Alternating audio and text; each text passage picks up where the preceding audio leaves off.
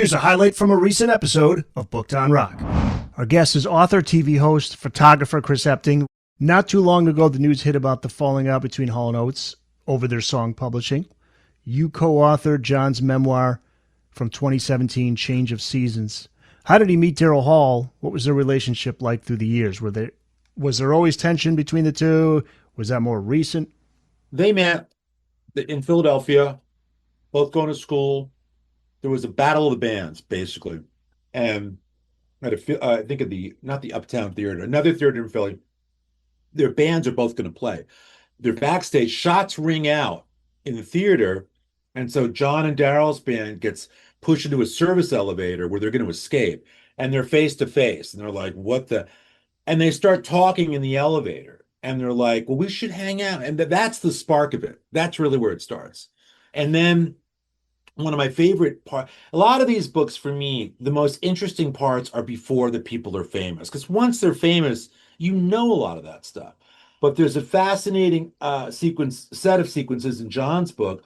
And John, I will tell you, of all the books I've done, I think John's is always going to be, in a way, is special on a big level. Because John, as a writer, we collaborated. We remain great friends. I'm really fond of John Oates as an artist, as a writer, as a musician, everything. And, we wrote very closely on this. But the other sequence in the book I was referencing was when John gets out of college in like 67 or so, he does what a lot of them do. He went to Europe and traipsed around for 3 months, right? He and Daryl are friends at that point, but that's it. They've not worked together.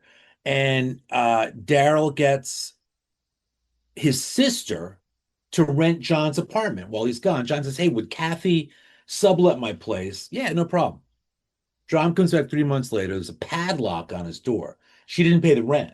So John's been evicted and he's got nowhere to go. He walks down to Daryl's place and says, your sister kind of did me in here. And Daryl, who's got a little loft apartment, says, just stay here.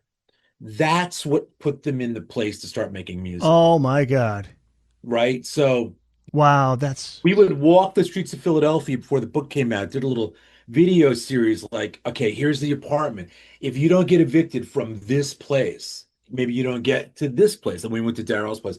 And the fact they were forced to live together, that's where they start really collaborating. That's the spark the mailbox was Hall and Oates. So, and when did things start to go wrong for them? Long into their career? I don't know. Look, I saw Hall and Oates play. If I saw them once, I saw them 60 times working on the book. Again, they put on great shows, sold out every arena, every theater, whatever. It caught me off guard too. Look, there's always artistic tensions that I think exist or disagreements, but I've seen that a million times. Sure. So what happened was nothing I was privy to. And I was, surprised like everybody was that happened, Yeah, surprised for sure when he's on CBS, I think, doing an interview with CBS, just basically saying, people think that when you see these bands, they're all buddies and everybody's getting along.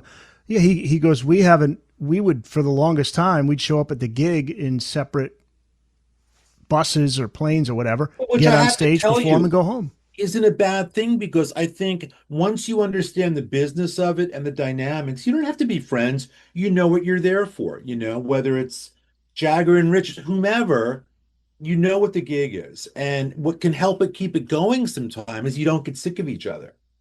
You're there to work. And I think you can look at it that way as well.